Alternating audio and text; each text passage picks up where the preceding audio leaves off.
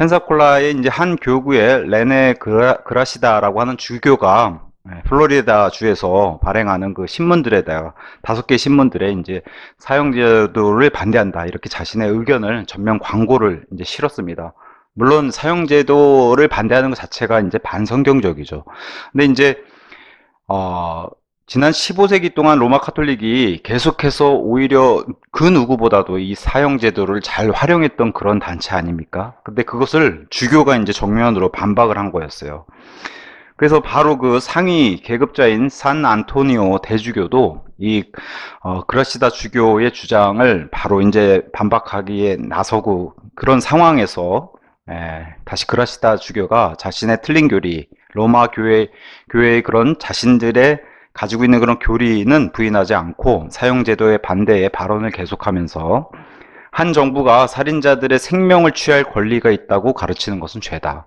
뭐 지금 우리가 사는 21세기 현대의 그 인권을 주장하고 앞세우고 그런 거랑 이제 동일한 이런 주장을 했던 겁니다.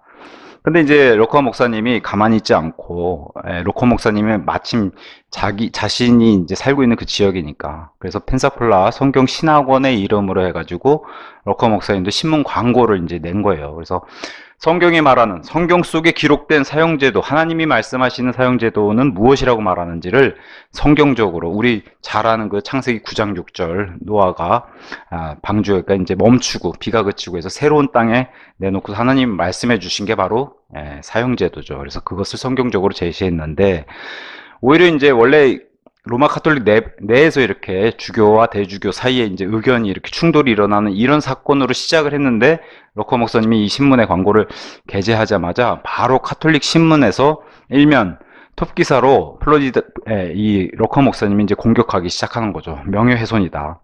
그래서 플로리다의 편협한 신조가 유포되고 있다. 신문에 이제 탑 기사를 이렇게 낸 거예요. 근본주의자들이 사형제도를 반대하는 주교를 공격하다 이렇게 이제 기사 제목을 달고 명예훼손이다. 카톨릭 교회의 역사와 정신에 대한 사실들에 배치된다 이렇게 주장을 했습니다. 로마 카톨릭이 누구보다도 사형제도를 강하게 그렇게 해왔던 그런 단체임에도 불구하고 보인들을 공격하니까 태세를 이렇게 공격하는 걸로 바로 로커 목사님한테 이제 화살을 돌려서 언론 자기네들이 가지고 있는 이 언론의 권력을 가지고 선동하는 이런 언론 플레이를 이제 하기 시작하는 거죠. 그래서 자신들끼리 이런 내분이 난 거는 잠재우고 오히려 공격 대상은 이제 러컨 목사님을 삼아서 또 성경적으로 믿는 그런 사람들 향해서 로마 카톨릭의 그런 전략 전술을 그래서 러컨 목사님이 이 자신의 사례를 통해서 그들의 전략을 살펴볼 수 있었다. 이 사례를 이제 가져온 겁니다. 그래서 이 사건으로 이제 카톨릭 교회사가들이 교회사를 다루는 방식을 이 사건을 잘 들여다보면 그게 잘 예시를 해주고 있다. 이렇게 이제 이 사건에 대해서 예를 들었습니다. 그래서 카톨릭 교회 유지는 이런 식으로 주교의 주장이라든가 뭐 교황부터 시작한 그런 자신들의 주장 그리고 이렇게 언론이 권력을 잡은 이런 시대에는 이제 언론을 통해서 가톨릭 교도들의 무지를 이제 이런 식으로 요즘 말로는 이제 페이크 뉴스죠. 가짜 뉴스로 이제 이 무지를 속이는 그런 일은 너무 로마 카톨릭 교도들을 속이는 거는 그들에게는 너무 쉬운 일이다. 이런 식으로 이제 속인다는 거죠. 그래서 자신들은 이런 근본주의자들의 공격을 받을 때 박해를 받는다고 이런 이제 자신들의 이제 프레임과 이런 것들을 사용해서 로마 카톨릭을 유지하고 있다. 이제 이걸 보여주고 싶었던 겁니다. 러컨 목사님은. 그래서 이 Our Sunday Visitor라고 하는 이 로마 카톨릭 언론이 그라시다 주교가 실은 광고의 내용은 하나도 인용하지도 않고 그 주교가 자신들의 카톨릭 주교라는 이유만으로 잘못을 그냥 덮어주는 거죠. 그래서 오히려 성경 신자들을 공격하고 나서니까 또 이 그라시다 주교 역시도 또 카톨릭이 자기의 힘에 얻어서 펜사콜라 성경 신학원에 대한 이 답을 이 광고에 대한 러커 목사님 광고에 대한 답을 혹평으로 이제 한 것도 이제 보여줍니다. 그래서 뭐 우리가 예상하다시피 신약 성경을 공격하고 이 주교 자체가 그리고 바울의 가르침에 모순되는 것들을 다 쏟아냈고 성경 신자들을 비방하고 예수 그리스도의 가르침을 왜곡하는 그런 내용들을 이제 답으로 이렇게 러커 목사님이 알려줬다는 겁니다.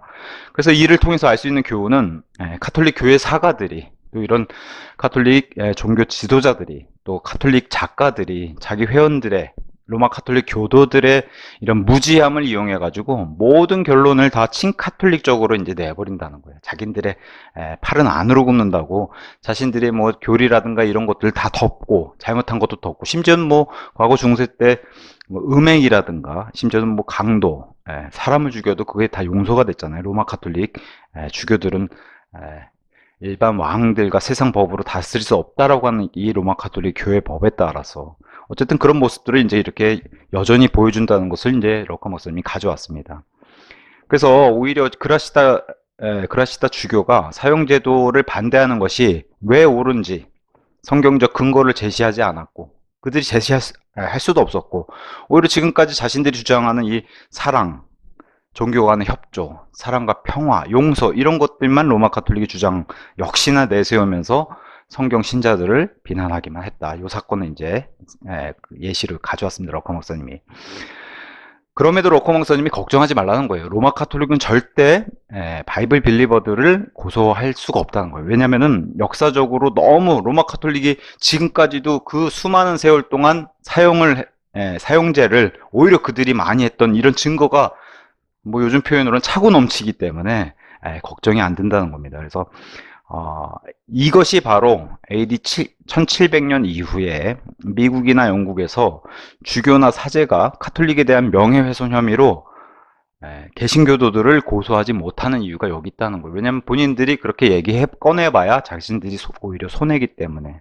그래서 럭커 박사님 다시 얘기합니다. 카톨릭 교회는 이렇게 성경적인 진실에 침묵한다.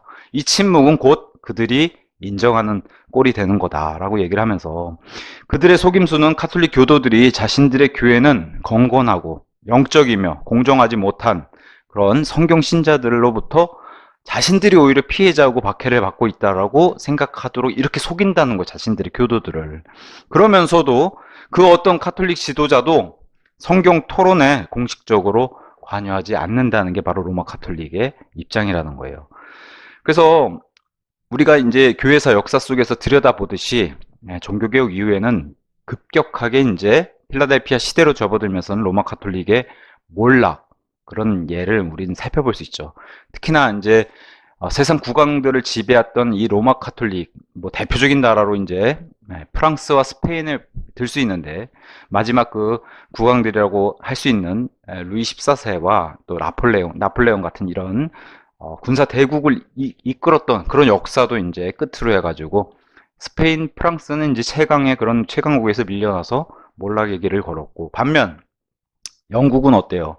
마지막 카톨릭 군주라고 하는 제임스 2세 우리가 알고 있는 킹 제임스 왕의 아들인 찰스 1세, 그의 아들인 찰스 2세의 동생 제임스 2세입니다. 그러니까 제임스 왕에게는 손자가 되겠죠. 그래서 제임스 2세가 마지막으로 물러나고 나서 이후에는 이제 카톨릭 교도가 더 이상 영국에 이제 그 보좌에 오를 수 없게 되니까 영국은 오히려 로마 카톨릭으로 멀어지면 멀어질수록 해가 지지 않는 나라로 최강국이 됐다는 거예요. 이렇게 떠오르기 시작했다는 겁니다.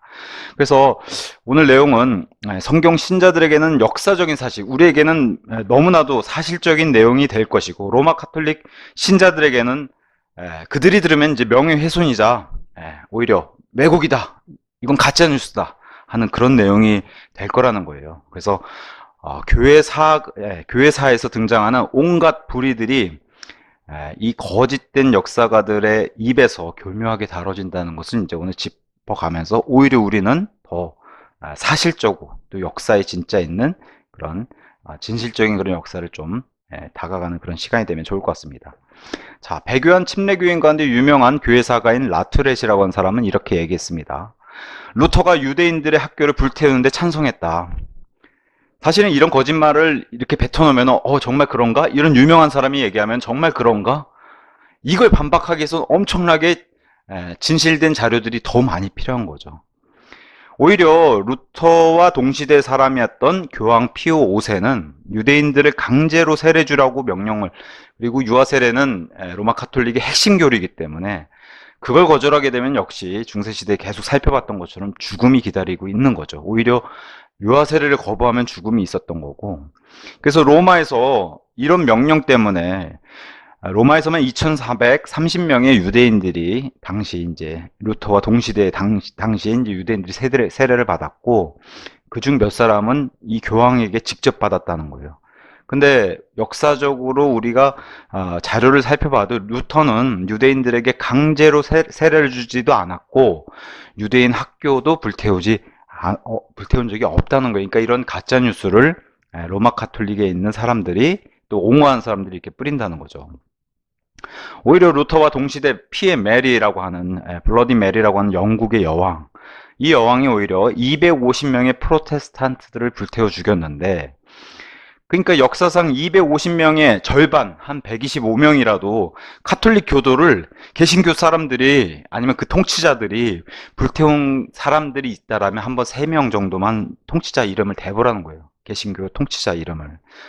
없다는 거예요. 상식적으로 프로테스탄트들도 아무리 한 거였어도 이런 식의 잔인하게 사람을 잡아다가 로마 카톨릭 교도를 적이라고 해서 불을 태우진 않는다는 거예요. 또 종교개혁 당시 프랑스 왕 프란시스 1세는 카톨릭 주교들과 파티를 벌이다가 파티 장소에서 루터교도 35명을 불을 태우는, 뭐랄까요, 아무래도 이제 술에 취하고 이러다 보니까 이런 일을 벌인 것 같아요. 근데 반대로 이제 다시 럭카 목사님 묻는 거예요. 당시 루터교도 어떤 통치자가 루터부터 시작해가지고 여기 35명, 한번 절반의 숫자라도 열 몇 명이라도 로마 카톨릭을 이렇게 교도들을 불태운 적이 있냐? 없다는 거죠. 그러니까 이게 진짜 구원받은 그리스도인들은 이런 행동들을 하지 않는다는 걸 이제 역으로 얘기를 하면서, 로마 카톨릭은 무수히 이런, 지금 와서는, 현대 와서는 이런 핑계를 댄다는 거예요. 그 시대에는 시대적인 배경으로 어쩔 수 없었다. 그리고 그 사람들이 또 그런 악한 교황들이 섰기 때문에 그 사람이 문제였지 로마 카톨릭 문제가 아니다. 이런 식으로 이제 시대적인 상황으로 계속 핑계를 댄다는 거예요. 그래서 시대의 분위기가 행동을 결정한다면 왜 개신교도들은 불태우고 이런 짓을 안 하는데 왜 로마 카톨릭은 그런 짓을 했냐는 거죠. 이 커다란 차이가 왜 생기냐는 거죠. 심지어는 교황 클레멘트 8세는 이런 악한 발언을 했어요. 양심의 자유. 사실 미국의 건국의 기초가 이거잖아요. 양심의 자유, 종교의 자유. 근데 이 양심의 자유는 이 세상에서 가장 악한 것이다. 큰일 날 소리. 근데 로마 카톨릭 입장에서 이게 당연한 거죠. 왜냐면은 이 양심까지도 자신들이 다스려야 하기 때문에.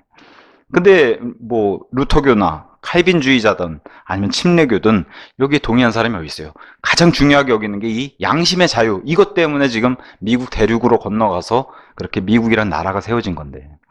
그래서 다시 질문을 던져요. 왜 시대가 바뀌었는데도 교황들의 생각은 이렇게 꾸준하게 바뀌질 않느냐?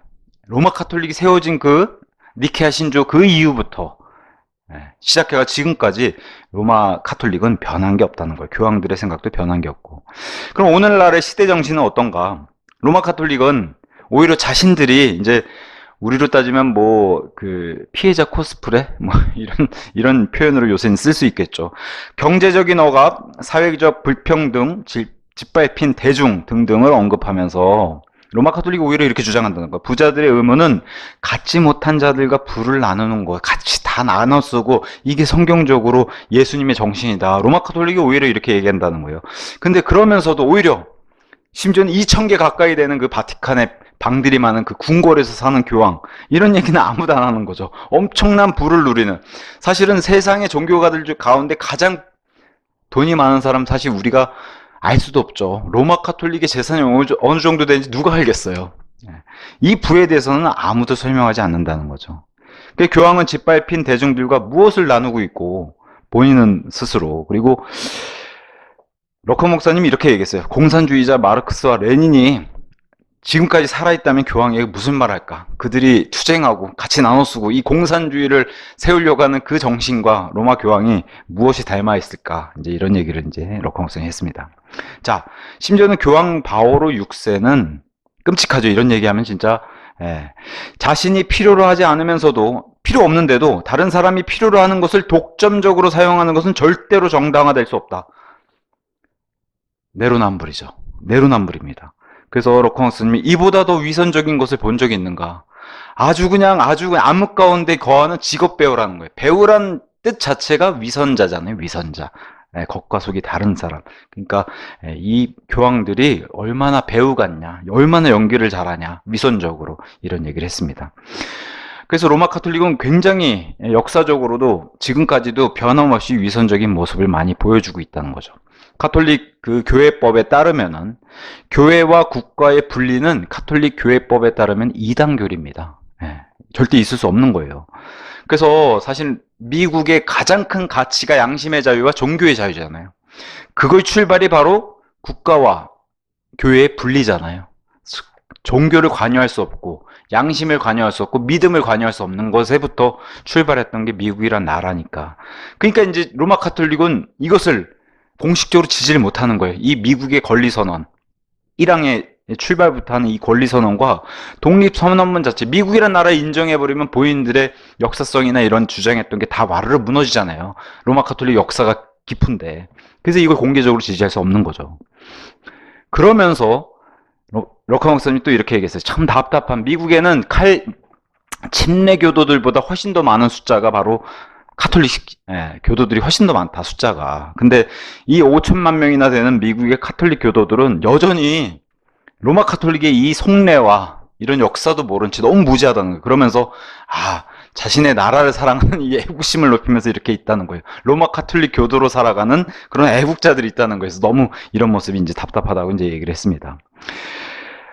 초기 미국 그 독립선언문에 서명한 자들, 우리가 이제 그 건국의 아버지라고 하는 자들 가운데 유일하게 카톨릭 교도가 한 명 있었어요.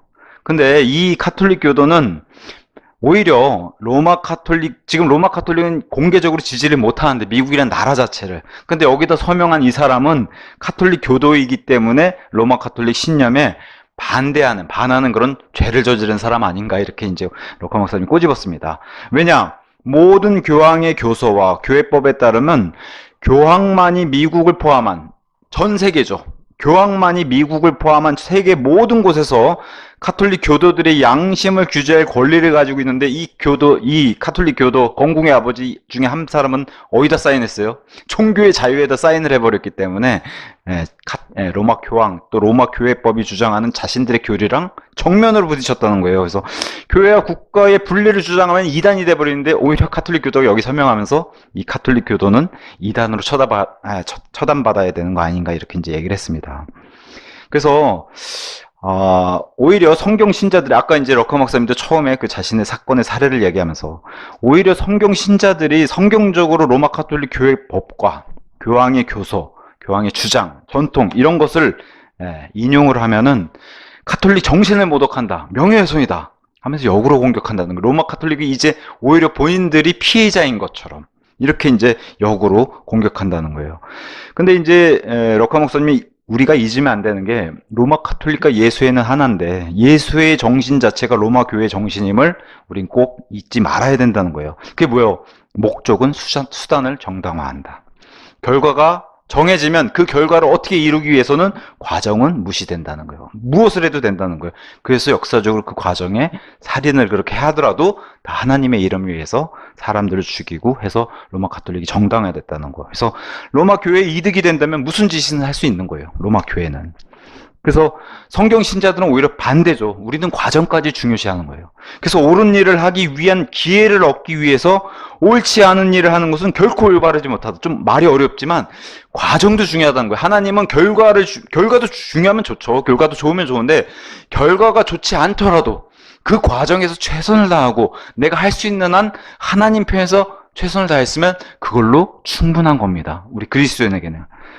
그러니까 과정이 매우 중요한데 로마 카톨릭은 과정은 필요 없는 거예요. 그 차이점, 지금 계속해서 그리스도인과 로마 카톨릭의 차이점, 그리스도인과 개신교도들의 차이점, 이걸 계속 보여주는데, 로마 카톨릭은 근한 몇 년이에요. 지금 요 당시 이제 얘기를 하게 되면 거의 한 1700년 정도를 로마 카톨릭은 변함이 없다라고 계속 얘기하는 겁니다. 변함이 없다.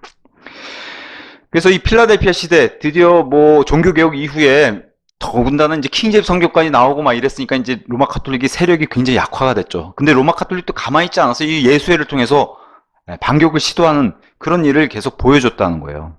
그 로마 교회가 고민을 했죠.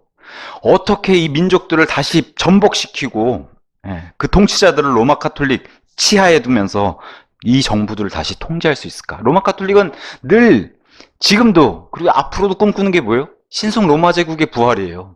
로마는, 그리고 성경은 그게 이루어진다고 얘기해요. 나중에 로마가 다시 부활하잖아요. 그죠? 그래서 그걸 이루기 위해서 지금도 호시탐탐 발톱을 숨기고 있는 게 바로 로마 카톨릭이라고 얘기하는 거예요. 그래서 이런 것만 고민하고 있다는 거죠. 1582년부터 시작해가지고 럭커 목사님은 20세기, 지금 우리 시대는 이제 21세기까지도 로마 교회 통치자들은 한 가지 목적을 위해서 노력하고 있다는 거예요. 유럽의 외교 정책, 아니면 그 미국의 배경까지도 누가 관여하고 있어요? 바티칸이 관여하고 있어요. 온 세상에. 그래서 한쪽에서는 혁명, 사기, 배반 등의 행위를 저지르다 현장에서 잡히면은 이게 다 로마 카톨릭이 뒤에서 사주하고 아니면 벌이는 이런 일들인데, 잡히면 오히려 자기들이 우리가 종교적으로 오히려 박해를 받는다. 사실은 기독교적으로 강한 나라들에는 이런 모습을 보이고, 남미 같은데 아니면 뭐 유럽에서 로마 카톨릭 강세인 나라들에는 절대 이런 모습 안 보이죠. 어쨌든 자신들이 좀 불리하다 싶으면 박해를 받는다고 소리를 지르고, 동시에 전쟁과 가난을 포함한 전 세계 모든 악한 일들은 우리 때문이 아니라 저 그냥 욕심부리고 저 민족주의 이런 나라 탓을 한다는 거. 악한 통치자들 때문에 오히려 로마 카톨릭이 저 나라가 잘못이다 이렇게 얘기한다는 거예요. 핑계를 이제 그렇게 된다는 거죠.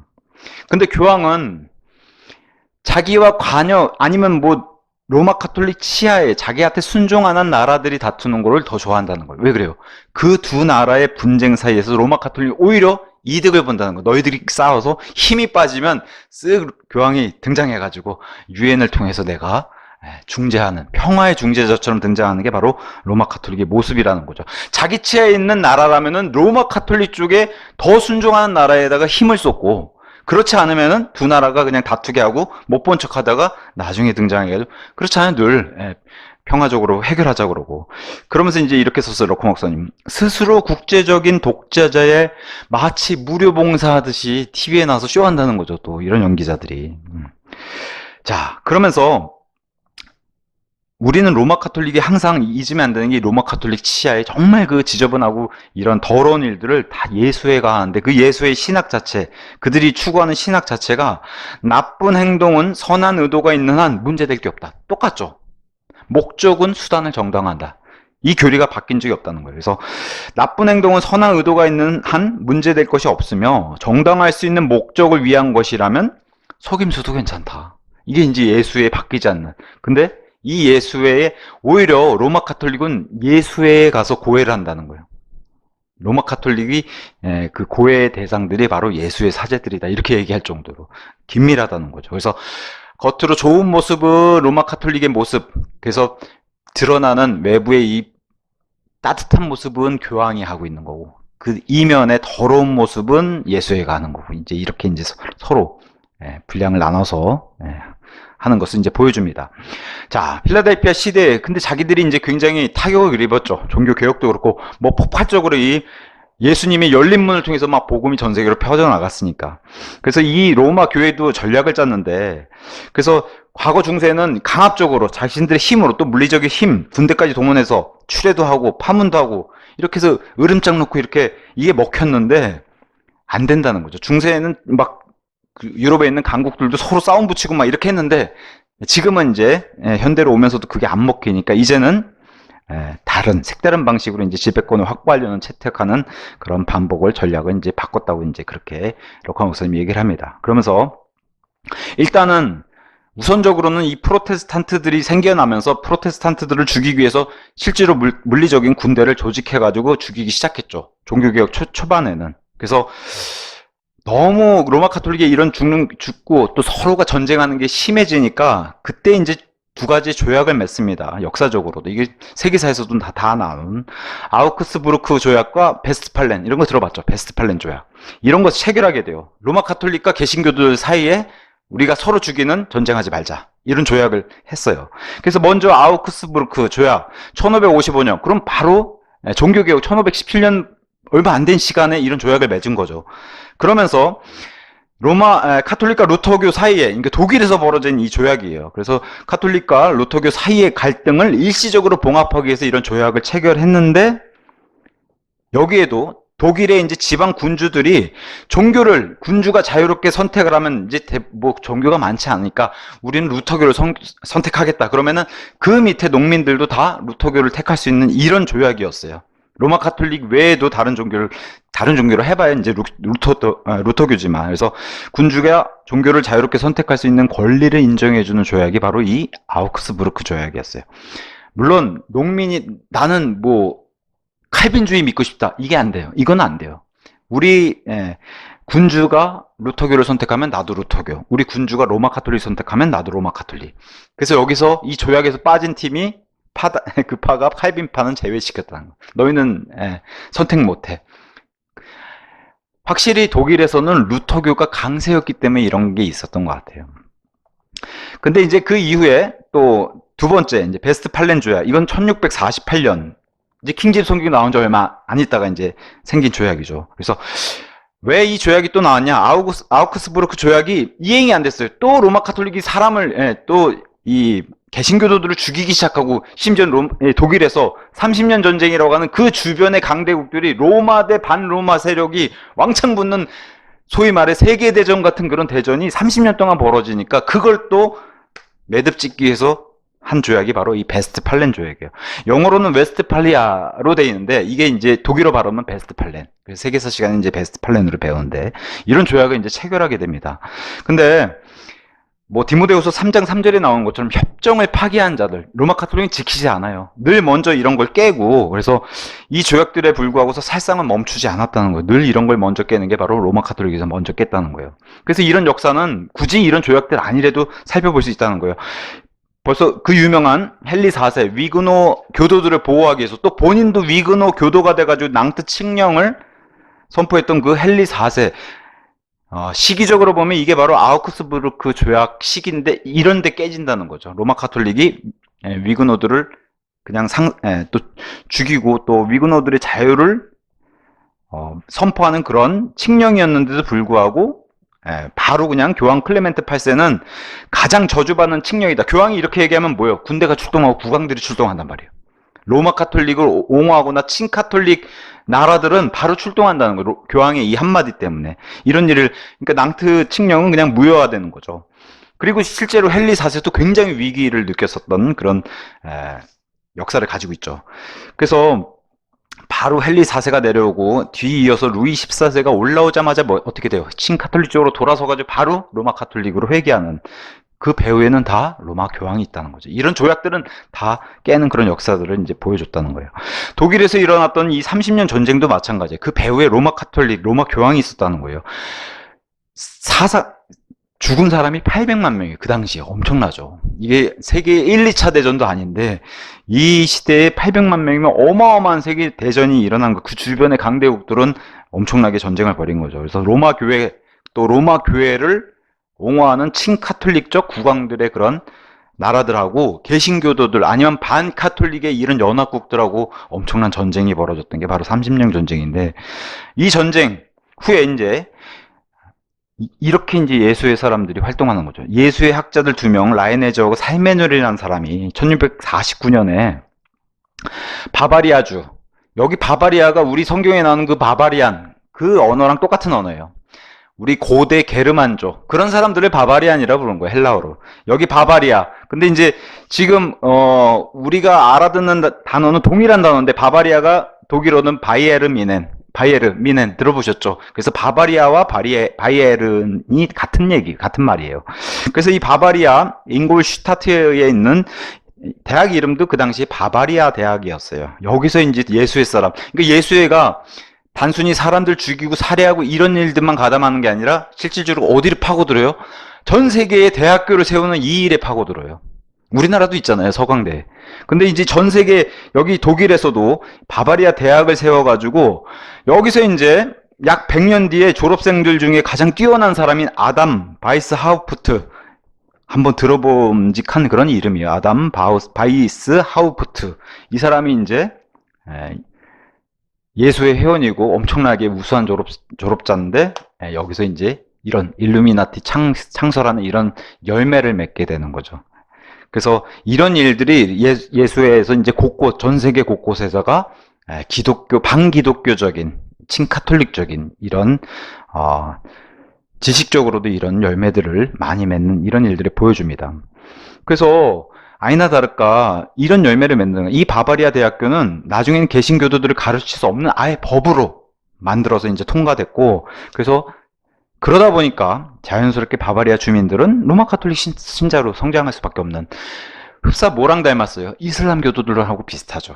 수를 처음엔 소수로 와서 자기네들 힘을 키우고 수를 불리다가 수가 많아지면 자신들의 그런 이슬람 교도의 법을 주장하기 시작하고 막 그런 일들이 벌어지잖아요. 그러니까 종교적인 문제로 막 다가오고 그런 거랑 흡사 비슷한 모습이 이제 보이는 거죠. 그래서 신성 로마 제국 국왕 루돌프 2세 이런 사람들도 아우크스부르크 조약 이런 것들 그냥 파기해버린다는 거예요. 로마 카톨릭 쪽에 있는 사람들이. 그래서 이런 일도 있었다고 해요. 독일 바바리아에 역시 같은 지역인데 인구 85% 정도의 개신교인이 있는 마을에, 어마어마한 숫자죠. 이 정도면 그냥 개신교 마을이죠. 근데 여기에 이제 뭐랄까요, 엄청나게 이제 화를 부르는 이런 카톨릭 퍼레이드, 우리로 따지면은 뭐 기독교인들이 모여 사는데 동성애 축제해라 뭐 이런 거랑 똑같은 거죠. 그래서 이런 카퍼레이드를 명령하니까 당연히 개신교도들이 반발하고서 공격을, 이들도 가만히 있지 않고 공격을 하니까 너희가 명분을 줬어, 우리를 쳤어, 그래가지고 그 마을을 아예 그냥 이 국왕이 점령해버리고 마을 교회들을 몰수하고 그 자리에 아예 예수의 회관으로 바꿔서 세우고 모든 개신교회들을 떠나라고 명령하는 이런 일까지, 이런 조약들을 자신들이 이렇게 파괴하는 것을 역사적으로 보여줬습니다. 또한 1570년, 이게 지금 아우크스부르스 이 다 조약 기간들이에요. 오스트리아 그라츠라는 마을에서는 여긴 더해요. 98%가 개신교인이고 단 2가정만 로마 카톨릭이었는데 이 2가정이 들어가서 얼마나 누룩처럼 퍼지는지 이런 치밀함을 한번 보라는 거예요. 2가정밖에 없었던 이 마을에 예수에는 당시 국왕 찰스 대공을 설득해가지고 이곳에 카톨릭 대학교를 세우게 만들고 궁궐과 대학에 카톨릭 신자들만 직원으로 채용하는 이 법을 만들었더니 사람들이 어떻게 해요? 궁궐이나 이런 좋은 직업을 가지려면 카톨릭 교도가 될 수밖에 없는 거예요. 우리로 따지면 뭐 좋은 직장 있으면 어디를 반드시 거쳐야 된다면 그리스도인들도 막 양심 버리고 그럴 수 있듯이 여기도 똑같은 거예요. 카톨릭 신자, 정말 그 믿음이 카톨릭 믿는지 안 믿는지 모르겠지만 어쨌든 카톨릭 신자로 고백하고 궁궐이나 대학에 들어가서 이 좋은 직장을 차지하려고. 그러다 보니까 어떻게 해요? 점점점 더 좋은 자리들, 여기 보면 정부 요직 이런데 로마 카톨릭 교도들만 앉히는 이런 일들을 자꾸 만들고 수로 불려가니까 아예 좀 있으면 어떻게 해요? 또 장악하죠.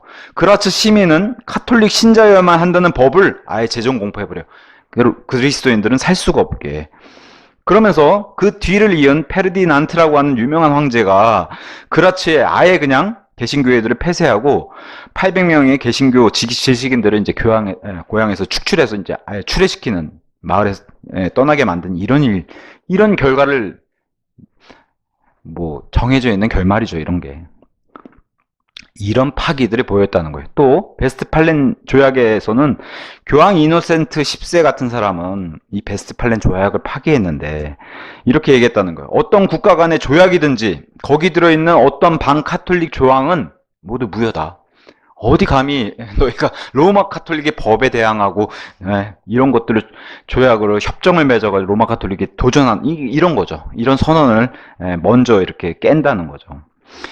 심지어는 20세기의 로마 카톨릭 제2차 바티칸 공회 같은 데서는 오히려 로마 카톨릭이 과거의 중세 암흑시대 이런 건 다 잊었는지 이렇게 얘기했다는 거예요. 교회가 종교로 인해 인간을 괴롭히는 그 어떤 행위도 그리스도의 사상에 어긋나는 것이기에 그것을 징벌하는 바이다. 이러면은 암흑시대에 살았던 바이블 빌리버들이 만약에 부활하면 무슨 얘기하겠어? 속이 터져. 어떻게 저렇게 얼굴색 하나 안 변하고 저렇게 뻔뻔할 수 있을까요? 그러지 않겠어요? 그러니까 로마 카톨릭의 이런 양면성, 이 성경적으로 표현하면 뭐 양의 탈을 쓴 늑대죠. 양의 탈을 쓴 늑대. 이런 식으로 접근해가지고 하나님의 양들을 잡아먹는다는 거죠.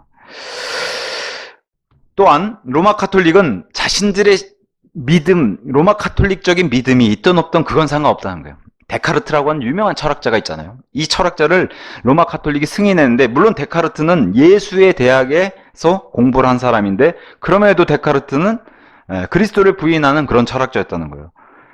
성경도 거부하고 믿음이 없는 사람이죠. 로마 가톨릭 교도도 아니에요. 그럼에도 불구하고 이 데카르트한 사람이 칼빈과 루터를 대항하고 공격하는 이론을 펼친다는 그런 이유만으로 반갑다, 너는 우리 편이구나 해서 승인했다는 거예요. 그러니까 굉장히 뭐랄까요, 유동적이고, 그렇죠. 그러니까 로마 가톨릭은 과정은 괜찮은 거예요. 결말만 좋으면 정당화되는 거예요. 목적이 정당화되는 거죠. 라틴 아메리카, 우리가 알고 있는 남미, 중미, 뭐 북미까지, 미국을 제외하면은 로마 가톨릭이 대성공을 했죠. 사실은 뭐 미국이라는 나라가 워낙 거대하고 워낙 강력해서 그렇지, 그 밑에 있는 수많은 나라들은 다 로마 가톨릭이 먹었잖아요. 1550년부터 19세기 라틴 아메리카에서 아주 로마 가톨릭이 대성공을 거뒀다는 거예요. 미국이 성경적 기독교로 회심하는 그 과정을 거친 동안 로마 가톨릭도 쉬지 않고 노력을 했다는 거죠. 우리 뭐 미션 같은 영화 보면 다 그 원주민들한테 들어가서 그 선교하는 영화잖아요. 그래서 멕시코, 중미, 남미, 사실은 뭐 대륙으로 따지면 엄청난 땅 따먹기를 로마 가톨릭이 성공한 거죠. 그래서 여전히 영적 암흑기 지금까지도 거기에 이제 지금도 거하고 있다는 거예요. 들어가서 사실은 이 미대륙에 엄청나게 샤머니즘 그런 것들이 있는데 로마 가톨릭이 자연스럽게 섞였다는 거예요. 그들의 전통 샤머니즘하고. 뭐 사실 잉카 제국이나 이런 데 엄청나게 샤머니즘이 강하잖아요. 그런데도 잘 섞인다는 거예요. 왜? 바빌론 음료의 종교 체제는 같기 때문에, 영이 같기 때문에 섞이는 거는 전혀 문제가 안 됐다는 거죠. 우리가 알고 있는 역사에 유명한 한 획을 그은 사람 중에 콜럼버스라는 사람이 있죠. 근데 이 사람을 성경적 시선으로 보면은 이 사람은 로마 가톨릭의 사람이기 때문에, 스페인의 친로마 가톨릭적인 그런 명령을 따라서. 그래서 이 사람을 역사적으로는 굉장히 훌륭한 사람, 미 대륙을 발견한 사람, 이렇게 이제 역사는 평가하지만, 우리 같은 바이블 빌리버 관점에서 보면은 이 사람이 로마 가톨릭을 그 미 대륙에 전달하려고 했던 그런 사람으로, 이 사람이 처음 발견한 두 장소에 이름을 지은 것만 봐도 우리가 알 수 있다. 산살바도르, 뭐 많이 들어봤죠. 엘살바도르의 수도 산살바도르. 그래서 이게 보통 우리가 얘기하는 세인트입니다. 세인트, 산. 남성 앞에 붙는 게 산, 여성 앞에 붙는 게 산타. 그래서 우리 뭐 샌프란시스코도 똑같죠. 그 살바도르는 우리가 알고 있는 그 세이비어, 구원자, 세이베이션하고 비슷한 어원이에요. 그래서 성자, 구원자, 예수님을 위해서 이런 이름을 처음 지었고, 이게 이제 자신은 인도를 찾아갔다가 그 인도인 줄 알고 지은 이름이 이건데, 나중에 보니까 여기가 미 대륙이어서 이제 서인도 제도라는 이름을 붙였죠. 인도는 아닌데. 그 다음에 이제 붙은 게 이제 산타 마리아 데라 콘셉시온. 이건 뭐 이름이 좀 어렵긴 해도 거룩한 잉태하신 성녀 마리아라는 뜻이에요. 산타 마리아 데라 콘테시온. 그래서 이 산타 마리아, 아예 콜럼버스가 타고 온 배 이름도 산타 마리아예요. 성녀 마리아. 산타는 여자 앞에 붙는 우리가 얘기하는 성자, 성인 그런 뜻이에요. 거룩한. 그래서 수태한 성녀 마리아, 뭐 이렇게 이제 뭐 우리가 해석할 수 있겠죠. 그래서 콜럼버스가 타온 배 이름도 산타 마리아고. 그래서 이 사람이 얼마나 카톨릭적인 로마 카톨릭 교도인가를 우리가 다시 한번 생각해 봐야 된다는 거예요. 그러면서 이 콜롬비아가 이 서인도 제도, 미 대륙에 프란체스코 수도승들을 데려갔다는 거예요. 그러니까 이 세계적인 역사로는 대륙을 발견한 그런 엄청난 뭐 탐험가로 그렇게 평가를 받지만, 우리 입장에 보면은 로마 카톨릭을 선교하러 가는, 그쪽에 퍼뜨리러 가는 그런 사람이다라는 걸 잊지 말아야 된다는 거죠. 그래서 심지어는 그 당시에 그 당시의 교황이 미국 대륙 전체를 아예 통으로, 스페인의 카톨릭 국왕회가 아예 그냥 개인 소유를 줘버려서 나중에 이것을 땅 따먹게 하는데 네덜란드든 뭐 영국이든 포르투갈 이런 나라들이 굉장히 애를 먹었다는 거예요. 왜냐면 거긴 다 유럽의 교황의 치하에 있으니까 이걸 먹기 전쟁하는. 그래서 지금도 뭐 하와이라든가 아니면 괌 이런 데는 뭐 스페인의 영역 그 유물들이 많잖아요. 나중에 이제 미국 영어로 바뀌었지만, 그런 것들도 그렇고, 미국에 있는 웬만한 무슨 아까도 샌프란시스코, 이거 다 뭐 산안토니오, 다 이게 스페인 말들이잖아요. 다 그런 것들이 로스앤젤레스, 다 이게 스페인 말들이잖아요. 그러니까 그런 역사들을 가지고 있다는 거예요. 왜? 교황이 다 그렇게 스페인 국왕한테 이런 나라를 미대려고 줘버렸기 때문에. 그래서 아까 제2 바티칸 공회 선언을 받는데 제1바티칸 공회 1869년에서 70년에 일어났던 교황 피오 9세가 주도했던, 또 그 이후에 이제 교황 레오 13세의 교서를 통해서도 로마 교회의 권력을 한번 들여다보면 여전히 변하지 않는, 로마 교회는 모든 정치가와 통치자들의 미술, 음악 및 교육을 통제하기 위해서 카톨릭 교회법을 강제로 집행할 수 있는 권위를 갖고 있으며, 전 세계 다 로마 카톨릭은 다 이 바티칸의 이 치하에 있죠. 치리하에. 그래서 사상과 어휘와 행동을 지도할 능력도 갖고 있다라고 선언한 게 이 바티칸 공회예요. 자유가 없어요. 로마 카톨릭은 자유가 없다라고 선언하는 거예요. 그 어떤 정부도, 심지어 여기는 슬쩍 이제 미국도 넣는 거죠. 그 어떤 정부도 수도승이나 수녀나 사제나 주교의 범죄에 대해서 재판할 권리가 없다고 주장한 게 바로 바티칸 공회예요. 이러면서 이제 그 중세부터 계속해서 주장해 왔던 거를 이 19세기까지 주장하는 게 뭐예요? 교황 무오설. 교황은 죄가 없고 이런 것들을 이제 여전히 주장하고 있다. 로마 카톨릭은 변하지 않았다는 걸 계속해서 보여주는 거예요. 그리고 지금도 로마 카톨릭에 대항하거나 이러면 안 된다는 것을 자기네들이 과시하는 거죠. 이런 파워를 통해서. 오히려 이 러커 목사님이 제일 싫어하는 부류가 바로 파시스트, 나치, 그 다음에 소련 공산주의, 굉장히 싫어해요. 전체주의를 싫어하는데, 전체주의 중에 전체주의가 로마 카톨릭이라는 거예요. 다 갖다 붙여도 된다는 거예요. 전 세계를 절대적인 지배하에, 그리고 미래에 정해져 있는 그런 전체주의 이 단체이기 때문에, 이런 파시스트 전체주의 국가가 바로 로마 카톨릭, 바티칸이 지금 꿈꾸고 있는 그런 국가라는 거죠. 그걸 조심해야 된다고 얘기를 합니다. 다시 한번 침례교 배교자 이 라투렛은, 이 교회 역사가는 이렇게 친카톨릭적 역사가예요. 이 사람이 이렇게 주장했어요.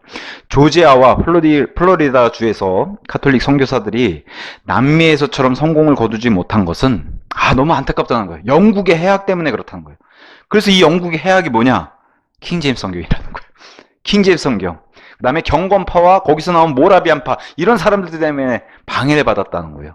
이 사람들이 초속을 깔아서 그 뒤에 웨슬리와 조지 위필드 같은 사람이 와가지고 대부흥을 일으켰잖아요. 그러니까 이런 사람들 때문에, 이 영국 것들 때문에 이제 망했다는 거예요. 이 조지아와 플로리다 주에서는. 그래서 이런 것들은 영국의 해악이야, 이렇게 이제 표현을 했습니다.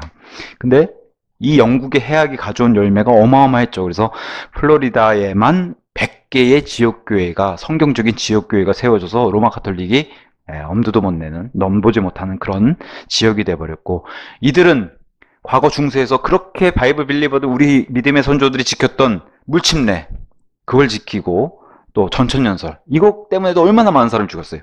환란전 휴거, 이거를 그렇게 안 믿잖아요. 지금까지 로마 카톨릭은 안 믿고, 개신교회들 일부도 안 믿고, 이게 정말 중요한 우리의 소망인데, 이것을 당당하게 이 플로리다에서 선포하는 그런 교회들이 됐다라고 이제 얘기를 합니다. 자, 유럽에서 쉬지 않고 이 남미, 북미, 중미에서도 로마 카톨릭이 횡포를 보이지만 유럽에선 더 하는 거죠. 여전히 유럽에서는, 종교개혁 이후에도. 그래서 스페인과 포르투갈의 선교사들이 멕시코와 중남미의 인디언들을 카톨릭으로 개종시키는 동안 유럽에서 쉬지 않고 로마 카톨릭은 어떻게든 계속해서 과거의 영광을 재현하려고, 그래서 성경 신자들을 닥친 대로 죽이고 있었다는 거예요. 이게 역사적인 사실이란 거예요.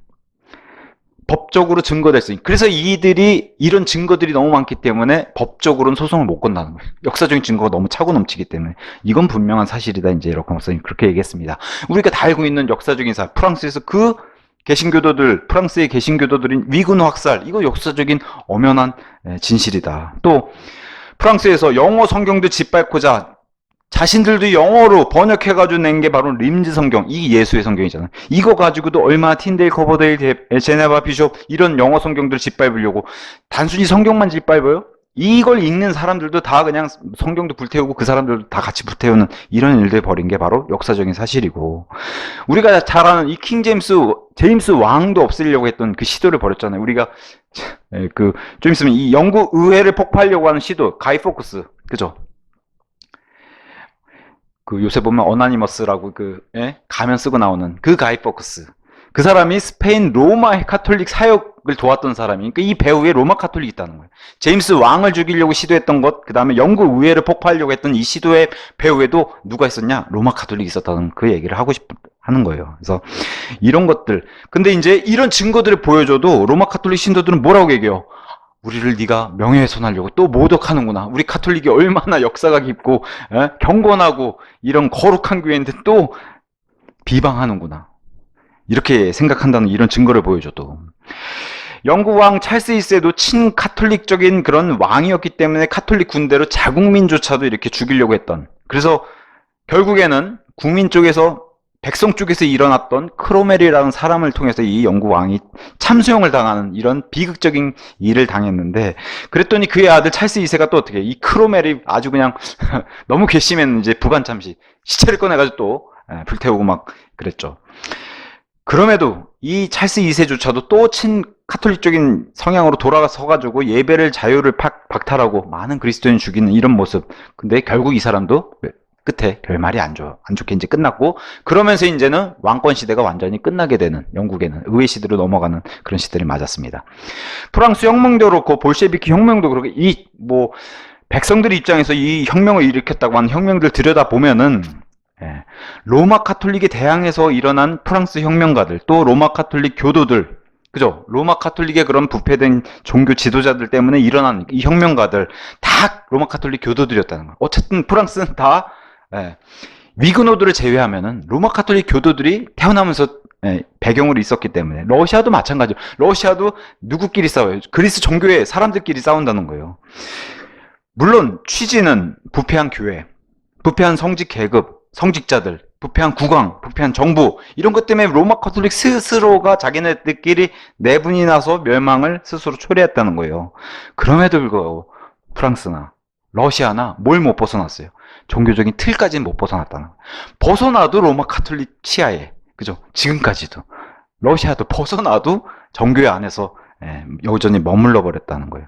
그래서 이 3부에 프랑스 혁명 이후에 이 혁명으로 세 부류가 이렇게 모여서 인권 선언을 했는데, 카톨릭 성직자, 귀족, 평민, 요 세 부류가 모여가지고 인권 선언을 했는데, 미국의 인권 선언하고 비교해 보라는 거예요. 배경에 미국의 권리 선언에는 침례교회가 단단히 뿌리와 기둥으로 배경에 있었기 때문에 미국의 권리 선언이 그 빛을 발했는데, 여기 프랑스 선언은 참 자유를 위해서 잃어버렸다는 거죠.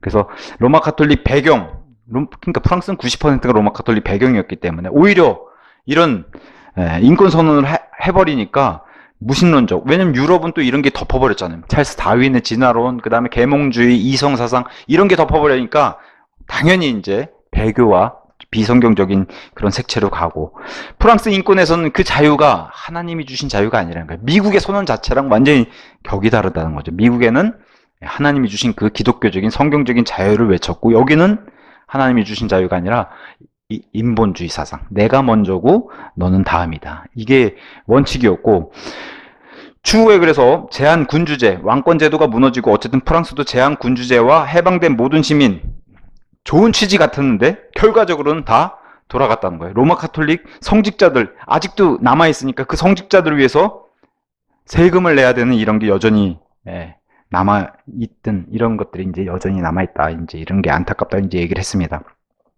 그래서 프랑스 혁명이든 볼셰비키 혁명이든 간에 배후에 로마 카톨릭이 포기를 안 하는 거예요. 특히나 프랑스 혁명 이후에도 내정을 로마 카톨릭이 간섭해가지고, 이후에 나폴레옹, 이 프랑스 혁명 이후에 잘 해보자고 하고 10년밖에 못 갔어요.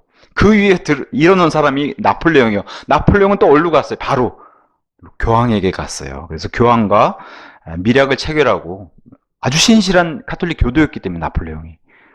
이런 것들은 히틀러나 이탈리아의 무솔리니, 이런 파시즘하고 똑같다. 다 로마 교황에게 가서 다 손을 잡고 이런 거다, 뒤에는 다. 그래서 로마 카톨릭은 한 번도 변한 적이 없다. 변하지도 않고 변한 적이 없다.